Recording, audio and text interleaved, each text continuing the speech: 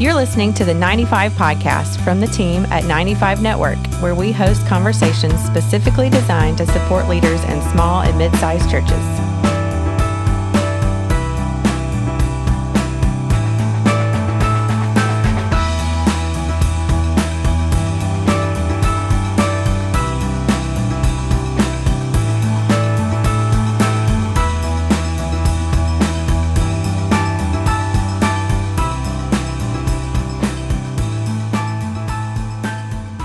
Hey, everybody. Welcome back to the 95 podcast. This is Dale Sellers and Joseph Bennett. Today, we're hanging out with a professional uh, airline pilot, pastor, leader, entrepreneur, all the above. And I'm really excited about this conversation. Joseph, I've never told you this, but one of the things I always wanted to do is I always went fly planes. I always thought that would be so much fun to do. But You always wanted to be a pilot, I really? always wanted to be a pilot, and my cousin actually did that, and I was so jealous. But my schedule and being broke really was more the real reason. But Yeah. it just kept me Being from. broke, yes. Yeah, it takes the money, I think, I understand to do that. But Yeah. today we have Michael McFadden with us. Michael, how are you doing? Oh, I'm excited. I'm doing well. Thank you. Thank you for having me. Well, you and I connected through email. You had heard one of our podcasts that we had done with the Millers, and I was just fascinated when I saw the angle that you are coming on the podcast today with, because we really haven't had anybody with your background and experience. So I'm looking forward to learning some stuff today and maybe living a dream a little bit that, that I didn't get to live. So before we get started, man, take a few moments and kind of give us your story.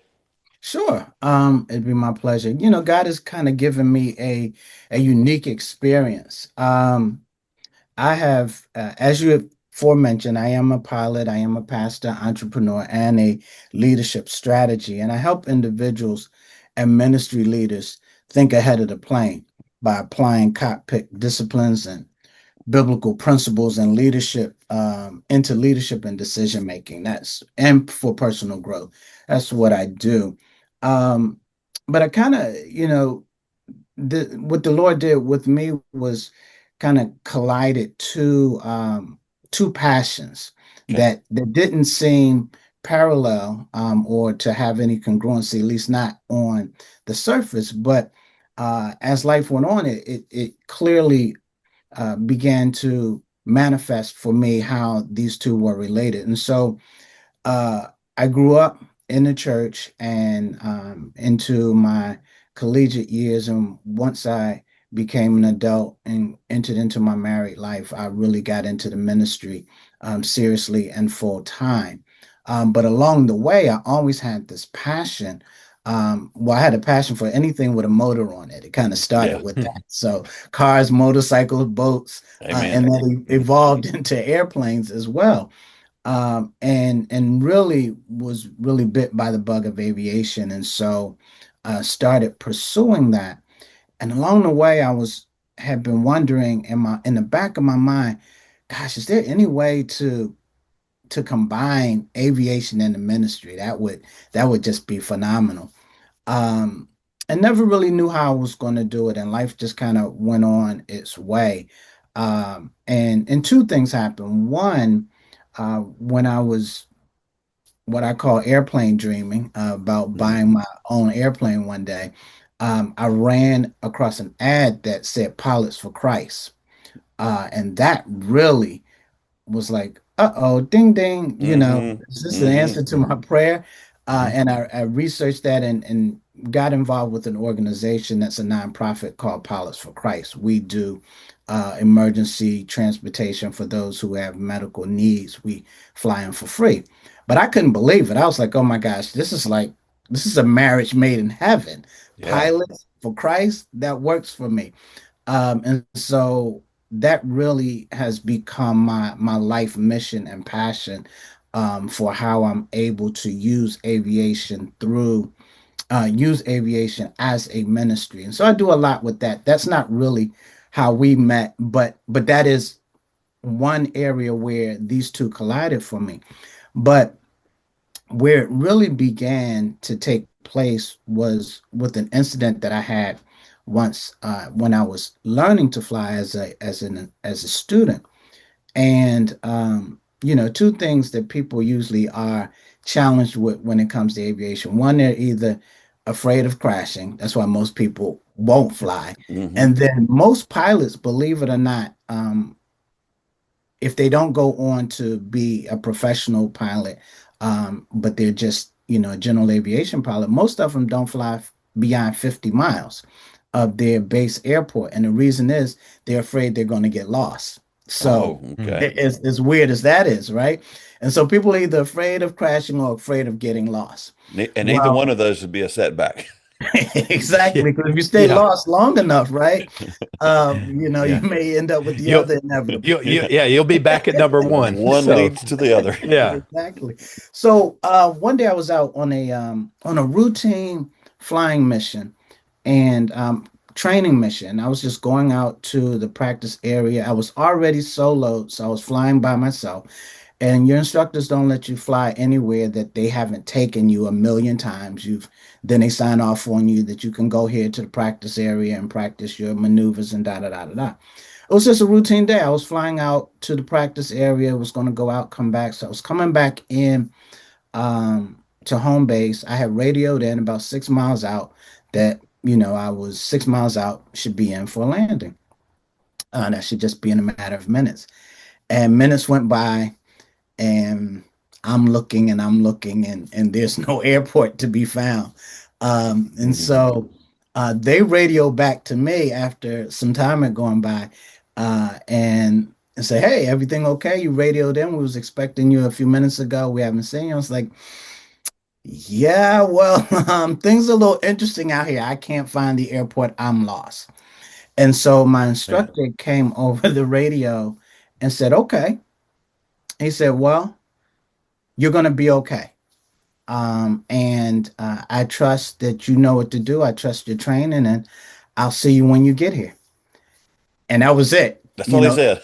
It wasn't a phone, but it was like click up, Yeah. And Not so, yeah, not Do you, very ha- not that's not very do reassuring, you right? have anything else to offer? and Yeah. it is an interesting phenomenon to be in, but that was a very pivotal point in my life. That's really where it all came together, where I realized that there is a very specific parallel between the cockpit and real life. And what that situation taught me was that we do not rise to our level of expectations, we fall to our level of preparation.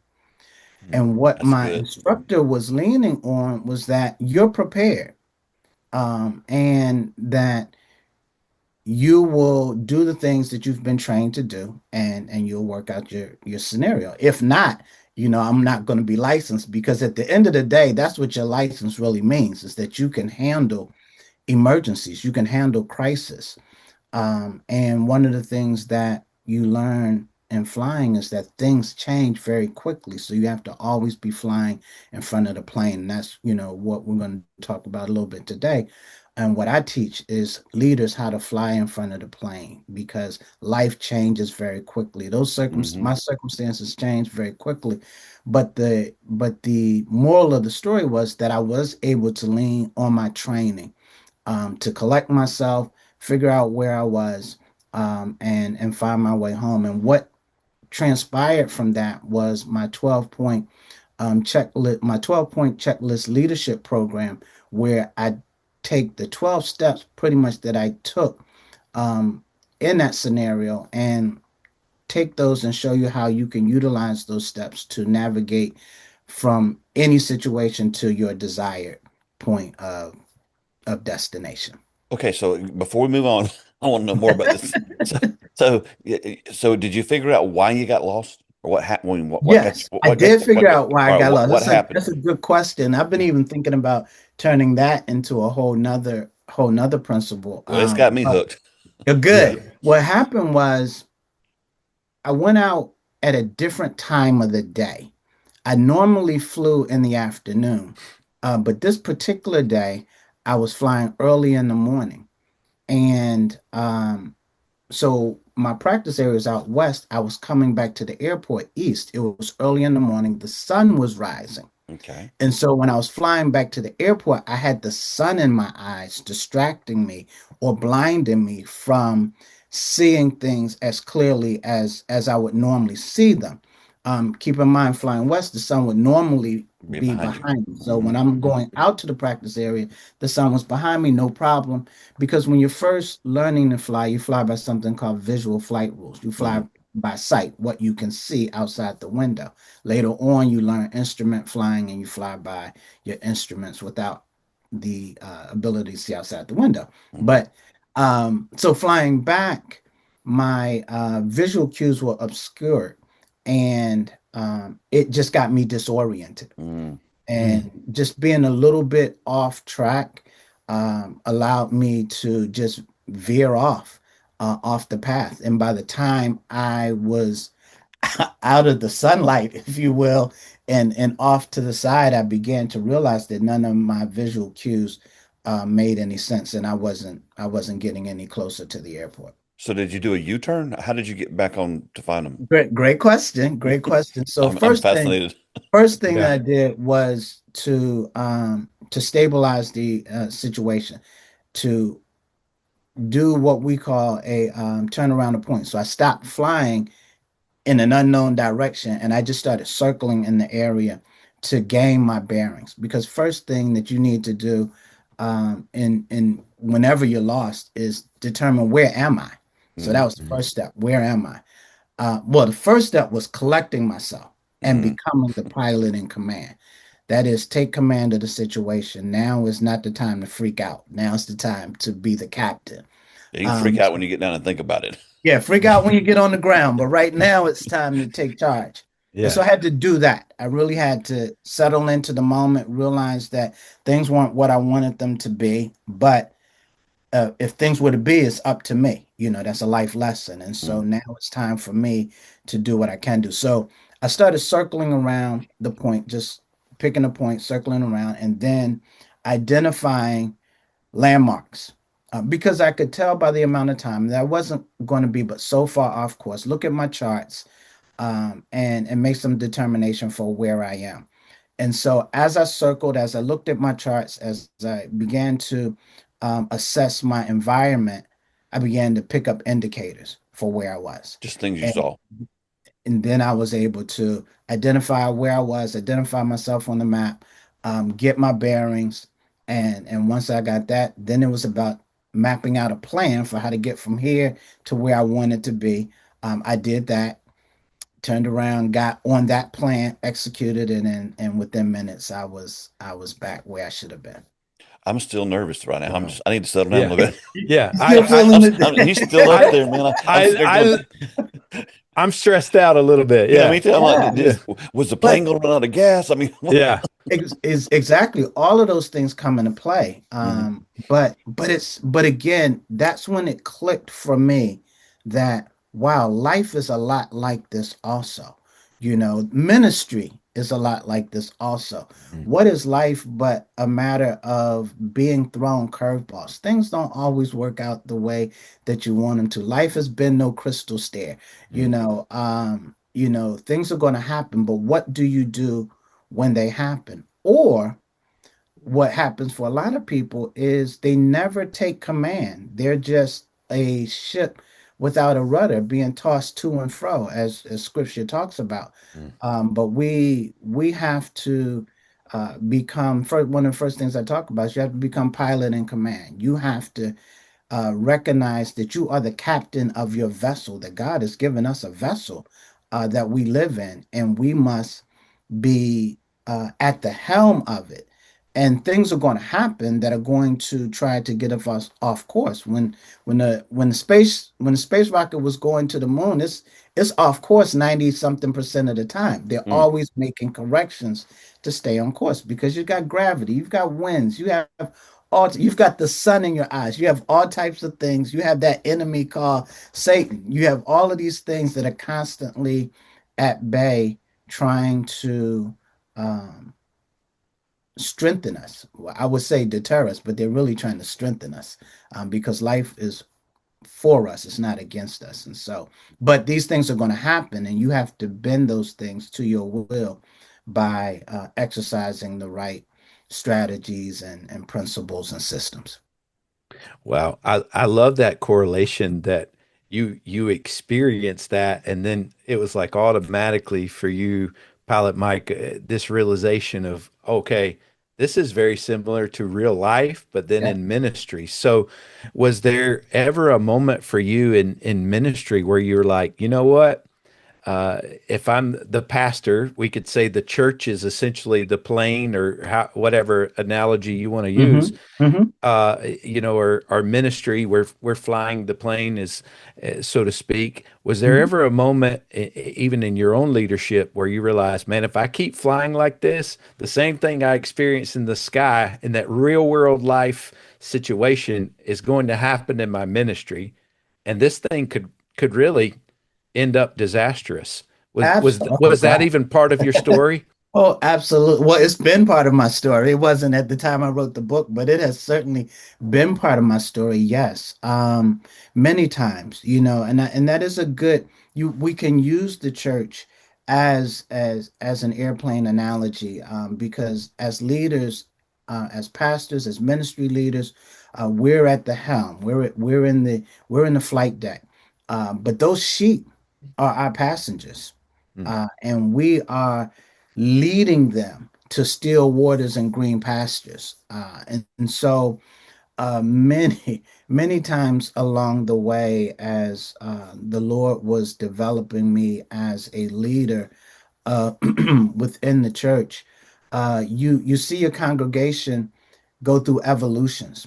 Hmm. I remember when I first started full time in the ministry, my mentor pastor shared with me that it takes 5 years at a congregation before the congregation even trusts you. Hmm. Yeah. So, so I remember those first 5 years where things are happening, and you're being challenged all the time. Your acumen, your leadership, your decision making is being challenged all the time. And you go through different evolutions. You go through from the first evolution, then you go through other evolutions where membership leaves, membership comes.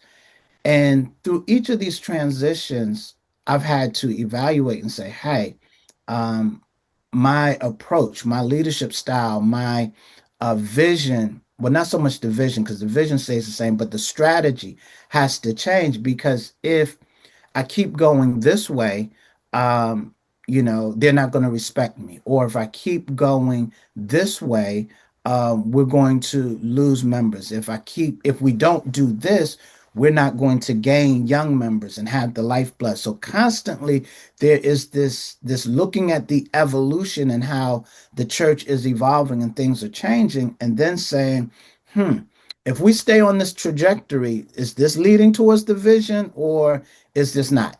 that's good. Same scenario.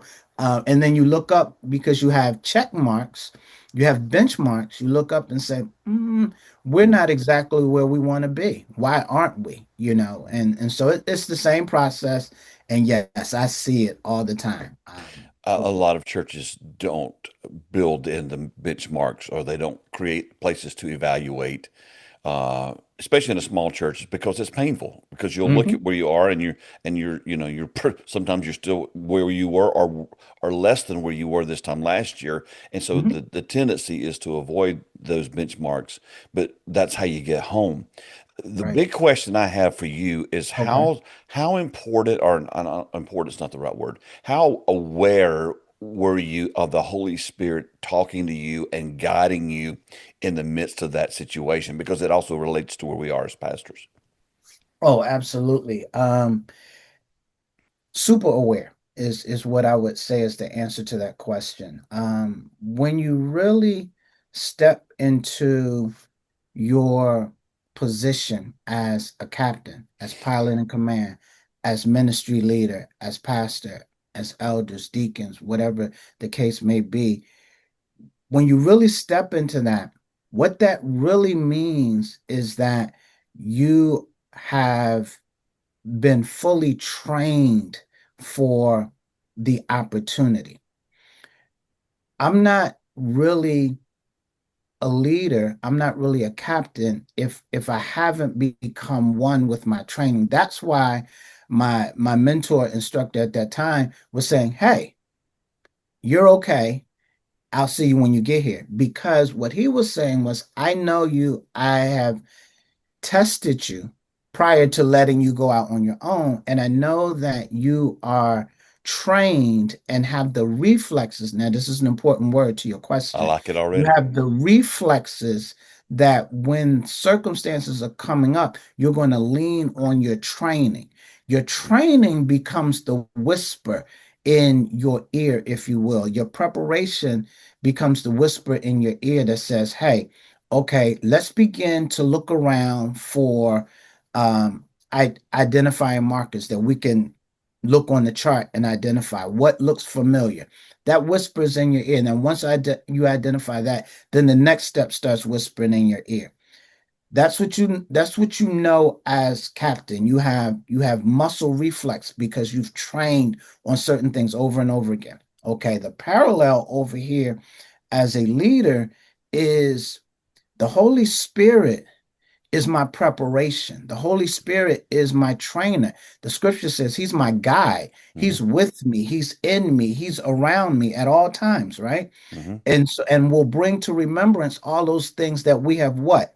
Learned. Hmm. And so as we are going through circumstances within our ministry, within our churches, as a leader, I'm always listening to, okay, what is the spirit or what is that voice saying to me as a leader is the next move? What is it pushing me towards? What is it bringing to my attention?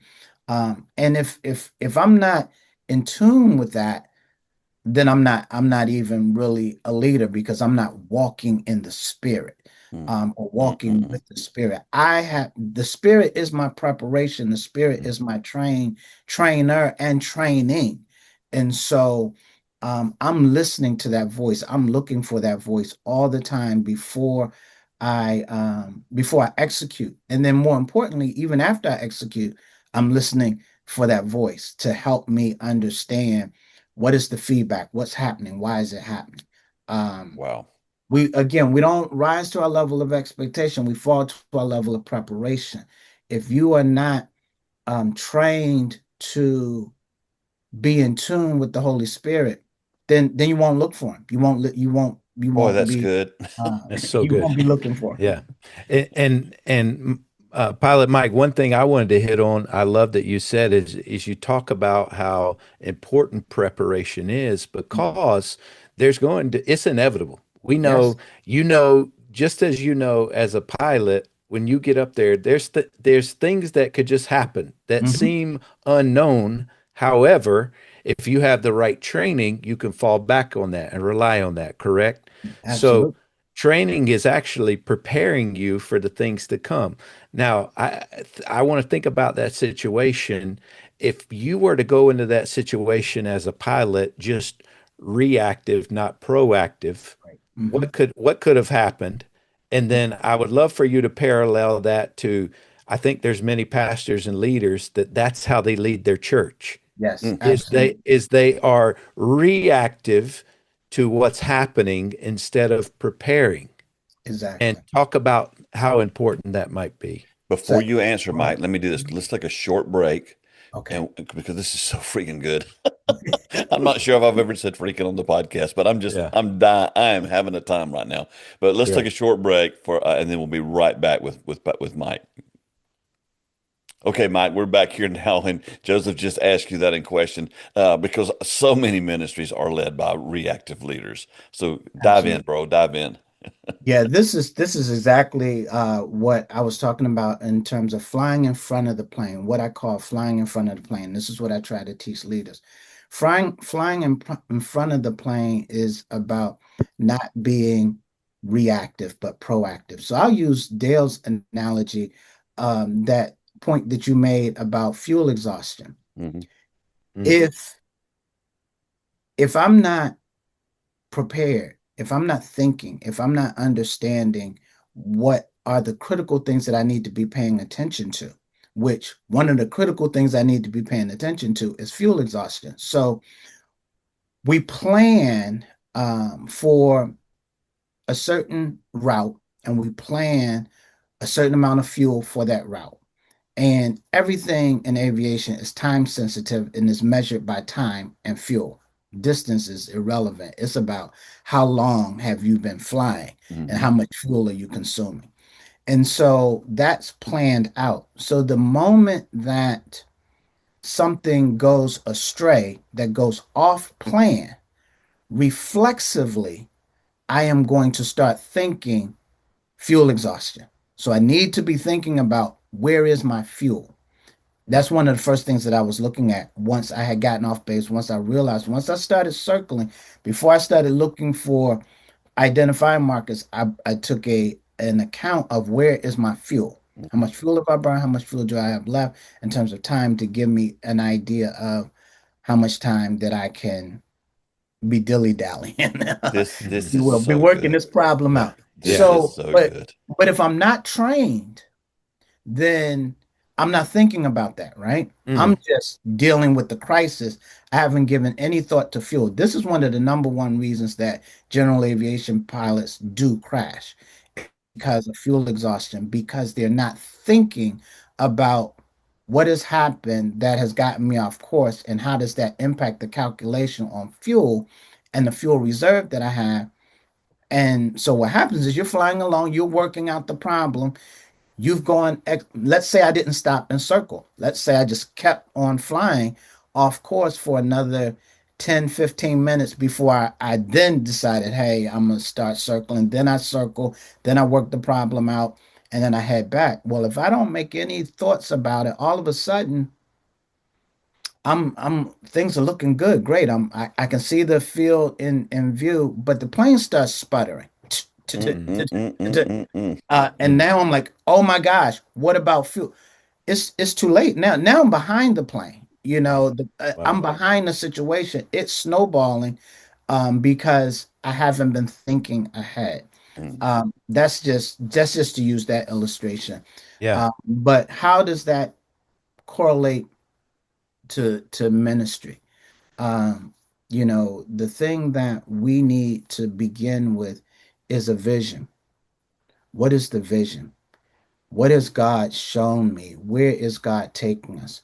What is the vision? And then we need to understand where we're going, what it takes to get there. And this is the more important question. Dale alluded to this earlier. What about the things that might happen that we don't want to happen? So let's say our vision is we're going to acquire land, we're going to buy, we're going to build a building, we're going to do worldwide ministry. That's the plan. Okay, great. God, you've given it to me. I see it. Whoa. Sold the vision to the church. Everybody's on board. Great. We're going. If I don't stop and think about, well, what happens if the membership doesn't grow the way that we intend? What happens if the where we want to get the property it isn't zoned properly? What happens if it whatever? Like you want to begin to think about the what if. Mhm. People don't like to think about that, especially leaders. Yeah. They want to think that everything is going to go according to plan, but things rarely go according to plan. Amen. And Yeah. so then Yeah. what happens because they've buried their head in the sand about that and don't want to think about it because that in some people's minds is moving without faith or thinking negative or whatever. Okay. So when these things start happening, now you're reacting. And when you are reacting to situations as opposed to being proactive, you're not leading. You're not in front of the Hmm. situation. You're behind the situation. You're never going to make your best decisions in a reactive state. You're going to make because you're not going to be calm. You're going to be in crisis mode. When you're not calm and when you're not in crisis mode, the area of your brain that you're accessing is the reactive area Yep. that uh, the amygdala, that smaller area, that flight, fight or flight. And so you are engaging in people in a crisis mode versus operating from that frontal cortex, which is where my creativity and my logical thinking exists. And so when I'm proactive, I've already worked these ideas out. I already have contingencies so that when crisis comes along, people are like, well, why are you so calm in the midst of this crisis? Mm-hmm. Because I'm proactive, not reactive, because I want to make godly decisions. I'm not going to make godly That's decisions right. when I'm reacting, you Yeah. know. But if I'm being proactive, if I'm thinking in front of the plane, if I'm anticipating the things that could happen, that might happen, everybody knows what to do when everything goes right. It doesn't take leadership for that. Nope. Just Anybody can do yep. things when everything is going right. Leadership appears when the person has considered ahead of time what could happen and prepared themselves for those things to happen so that when they happen, they move before they happen. Mm. They see it ahead of time and start putting things in position, putting systems, plans, strategies in place to cause those things to work for them versus against them. You've used a terminology today I've never heard, and I could write a book on it right now. Okay. When you talked about running out of gas or running out of fuel, you called it fuel exhaustion. Mhm. Mm. There are a lot of people listening right now who are experiencing fuel exhaustion. Whew. So, what do you do when you're looking at it and you're going, "Man, this is going to be tight." What do you do? We're talking about flying a plane, but obviously the parallels are happening today. I think Absolutely. Joseph and I are probably going to do a seminar out of this one. This is so good. Absolutely. One of the things oh gosh, you're right. We could really dive in and unpack this exhaustion thing because Hmm. this is certainly a serious issue within the ministry and just in people's lives in general. People Yep. are dealing with exhaustion. Um, one of the things that I make available to my leaders is my leadership pre-flight checklist. Uh, Pilots fly by checklist. Hmm. We operate by checklist, and there's a reason for that. But anyway, I've made one for leaders. They can download it from my website. And one of the things that it causes you to constantly be evaluating is yourself. Are you safe? Um, where are you physically? Where are you intellectually, emotionally, spiritually? Always making that evaluation. One of the things that we don't want to do is fly with tight margins. That was something that you mentioned. Yeah. Goodness. We don't want to fly with tight margins. That's a bad decision. I can tell you it is. Can you do it? Yes. Mm. Should you do it? Absolutely not. It's a bad decision because while yeah, I can make it, but I'm when I get there, the engine is going to be choking. Well, you're not It allowing any room for anything to For come out of the Murphy. blue. You're not allowing for Murphy, and Yeah. Murphy's And coming. Murphy's coming. Murphy's He's coming, and out there. so we always fly with a reserve, a Yeah. certain amount of reserve, an hour reserve, 2 hour reserve, depending upon the condition. Hmm. Um, and as a pilot, you also are to assess your abilities and then make your limits, your personal limits. Like there are legal limits and there are personal limits. Mm. You want to make your personal limits commensurate with where you are as an individual leader. And so while it may be legal to fly with a half-hour reserve, I might for my own comfort because I'm a novice, if you will, and maybe it's more likely that things are going to go wrong. I may want to always fly with an hour and a half reserve. Mm. Now that might mean that I have to make an additional stop Hmm. along the way, The refuel. but it's better to be safe than to be sorry, right? Hmm. And so what we don't do in leadership is we don't plan according to our leadership development. Where am I as a person and how close to the edge am I flying? Am I burning the candles from both ends? Am I planning ahead of time to make fuel stops so that I'm not going to be exhausted when I get there? That means that we have to plan breaks. We have to plan time off. We have to plan office hours. People will, one of the things that they're saying is ministers are on call 24/7. Okay, that's true. But if you allow yourself to be on call 24 hours a day, 7 days a week, 365, I can promise you, you're going to have exhaustion, physical Absolutely. Mm. exhaustion, mental exhaustion. spiritual exhaustion. Mm. So you have to discipline yourself and your life, set limits, and say, hey, I'm going to be available 24 hours a day, but then there's one day a week that I'm not available during those times. Why? Because I have to refuel.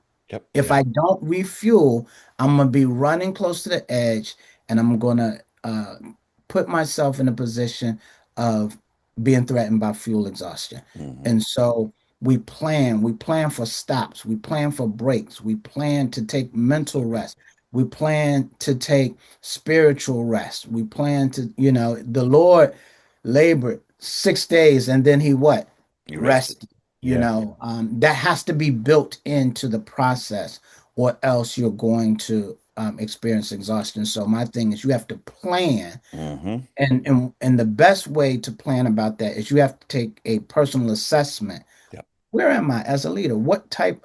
Mm. When I was younger, I could burn longer than Hmm. when Yeah. I'm older. We know with cars, they burn more fuel as they get older. Planes burn more fuel also as they get older, burn more oil. We burn more fuel Hey, as we amen. get older. I'm a And testimony of that.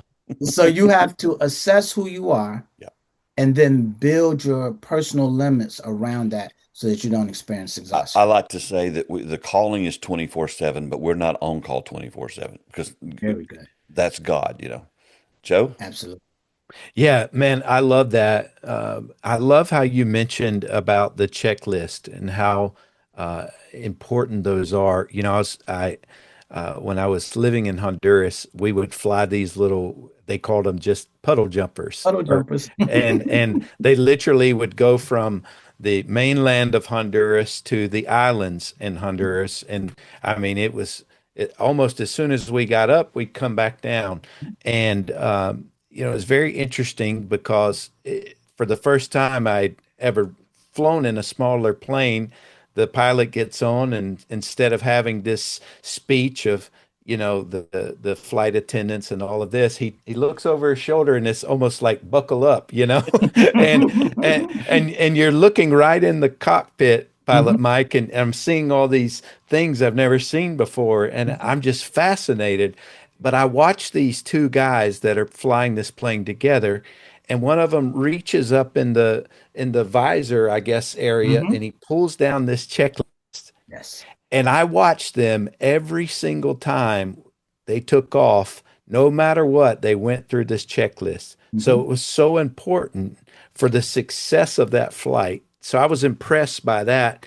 And I wanted you to kind of talk about the importance of that, but then there's going to be things like we were saying earlier that happen even when we've done the checklist, even when we've covered all of our bases, Mhm. and we're going to sometimes hit turbulence Mhm. as a pilot. Mhm. Uh, so how do we talk to pastors and leaders that maybe they are experiencing that fuel exhaustion, that turbulence, things are starting to get shaky. I mean, even the passengers you talked about earlier are flock, and they're Mhm. they're on the plane. I know you guys have seen it. They're grabbing their tray Hmm. White tables and knuckle. their White seats, knuckle.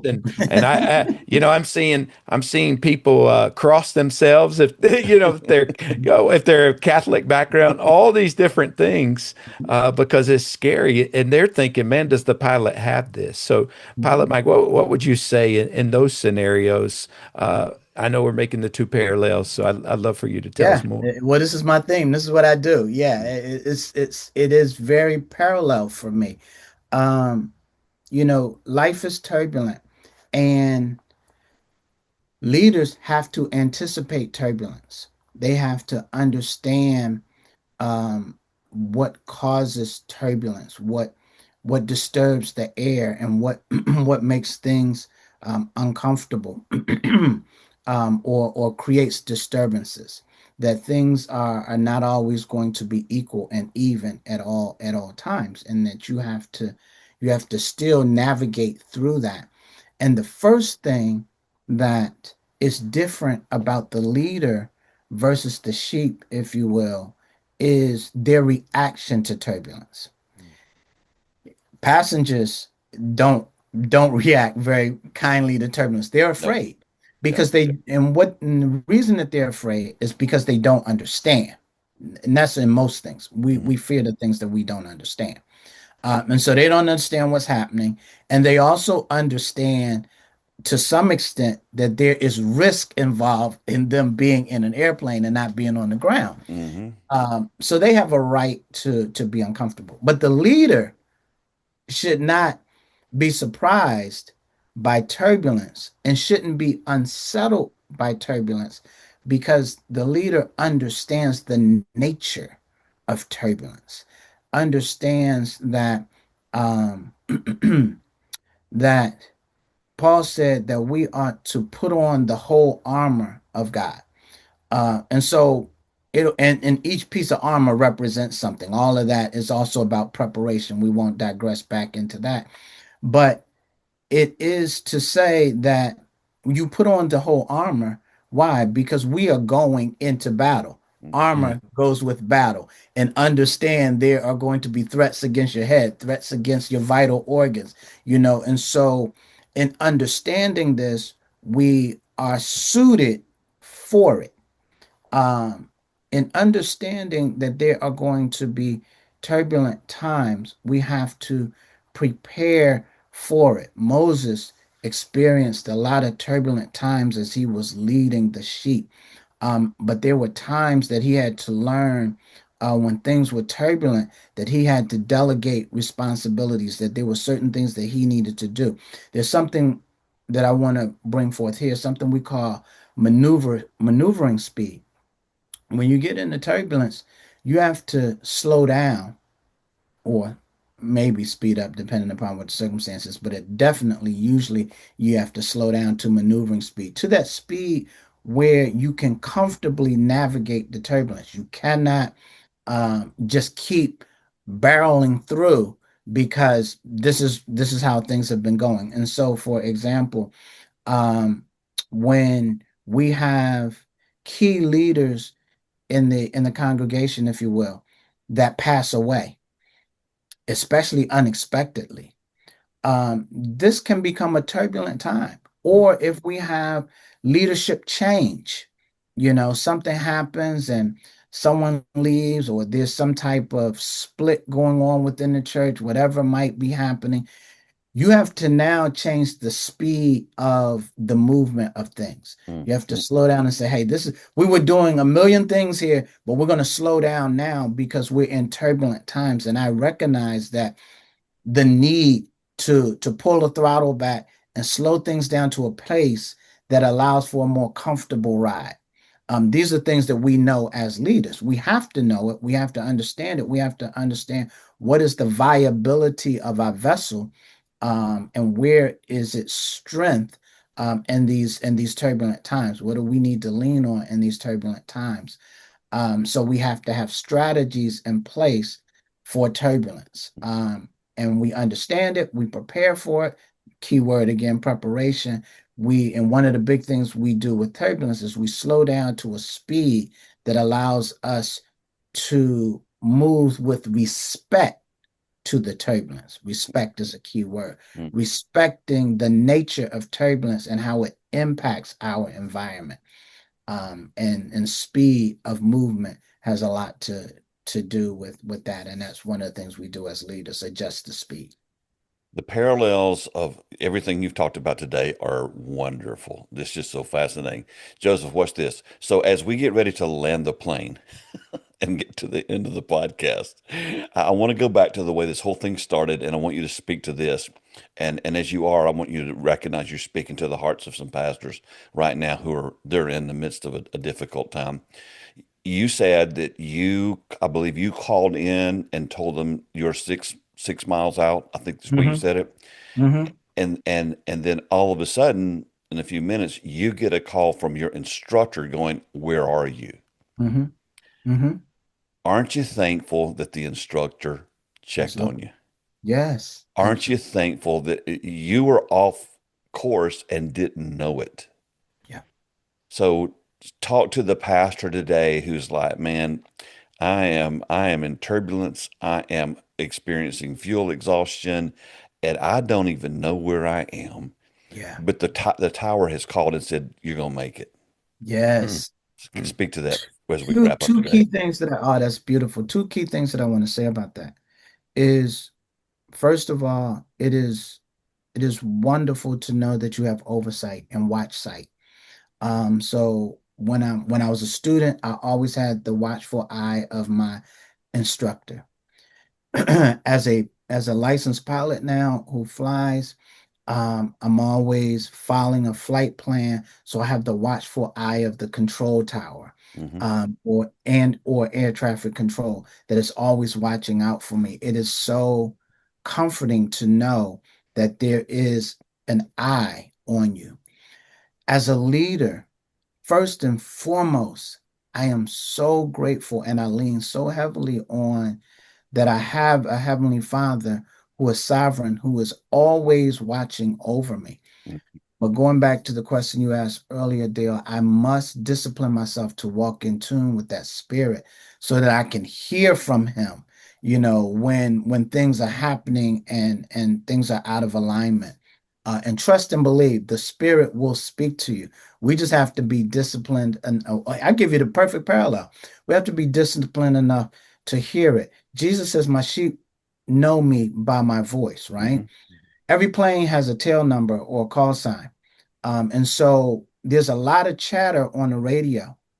My aircraft is November 38750.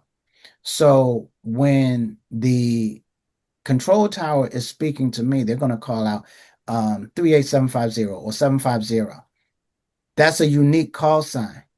With all the chatter going on, I must be listening at Hmm. all times for that 750. Hmm. When I hear that, I know the tower's talking to me. Now, if I'm distracted, if I'm not tuned in and they're calling, and this happens sometimes and you don't hear it, control is trying to let you know, hey, you have converging traffic. And they're calling 750, 750. They want to let me know that I'm in line with some converging traffic, but I'm not in tune. I don't hear the control tower calling me. It's not that they aren't calling me. I'm not in tune to hear my unique call sign so that they can let me know, hey, I need you to change altitudes. I need you to change direction. God is oftentimes calling leaders, but we're so distracted. We're here, there, and everywhere, and we haven't disciplined ourselves to always be in tune for that watchful eye that is always watching out for me so that I can hear God when He's saying to me, hey, you need to slow down, or hey, you need to do this. You need to make this pivot adjustment. I want you to accept this. I want you to reject this. But I'm grateful. I'm so grateful that I have that oversight. The other thing is that we also, as leaders, ought to ought to develop um, leadership around us that we are accountable with, and not only leadership, but we also want to develop a relationship with our sheep. Also, we people discount the sheep, but we want to develop intimate relationships with our people, but definitely our leaders. Why? Because they also are in tune with you if you've developed them. You're in tune with them, but they're in tune with you. And they can give you viable feedback that can help you recognize when you're off. They can see you sometimes and tell something's off with you. You're Yeah. not quite, and can bring you into a point of, let's just go through, check how are you physically, how are you emotionally, have you taken some time to do this, because I can tell that you're not quite yourself. Your members, your congregation can do that as well, but you should intentional. Leaders are intentional. We're proactive. We want to develop that kind of relationship so that someone's always watching for me like I'm watching for them. So that just like that co-pilot you were talking about, Joseph, who is doing that cross check and the checklist, that we're looking out for one another So good. so that in the midst of a crisis, one of the things that we say in the cockpit, look, there's no ego in here. If I have a co-pilot with me, no ego. If Hmm. I'm the captain, but you see me doing something wrong, speak up.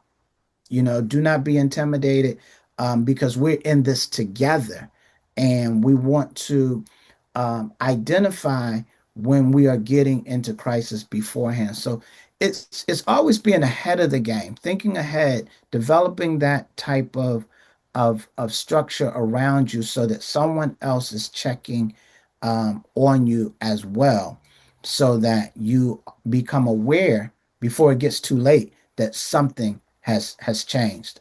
The reason I talked about the sheep, isn't it interesting? Even I, and I'm not calling them pets, but this is what I mean.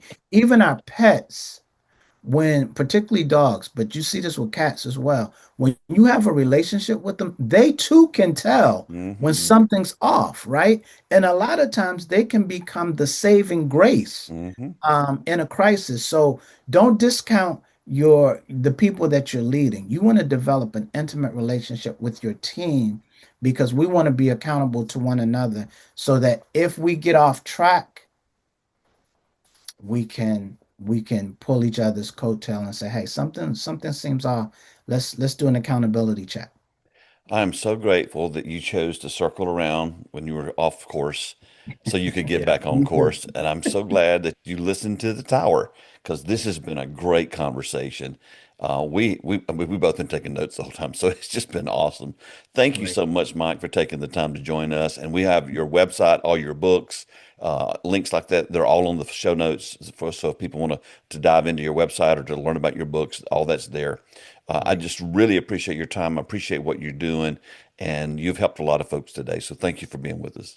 Thank you for having me, and I appreciate what you guys are doing as well. I listened to your podcast, and you really are making great practical application for those leaders, those of us leaders out here in the church, both small and large, to deal with real life issues. And so you guys keep doing what you're doing as well. And thank you for availing me to your listening audience. Thanks for listening to the 95 Podcast. We look forward to sharing another episode with you next week. In the meantime, visit our website at 95network.org. The website is loaded with great resources created for small and mid-sized church leaders. Until next time, have a great week.